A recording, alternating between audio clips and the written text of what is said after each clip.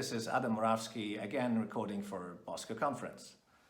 I'm preparing to moderate a very exciting panel with leading experts and a hot topic, how to make money work in the post-COVID-19 reality. I will also speak myself, trying to make sense of the current information noise concerning the state of the markets and the legislative changes. So, for example, when Bloomberg says that the Eurozone will shrink by 8% this year, does that mean a total doom and gloom for the transaction market?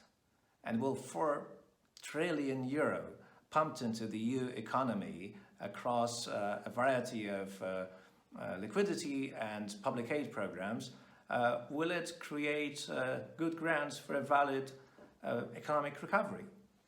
I will also discuss stories.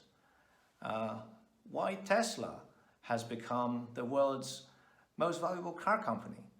Let's see if we can connect the dots. Why don't you join me on Thursday, the 9th at 3 p.m. CT.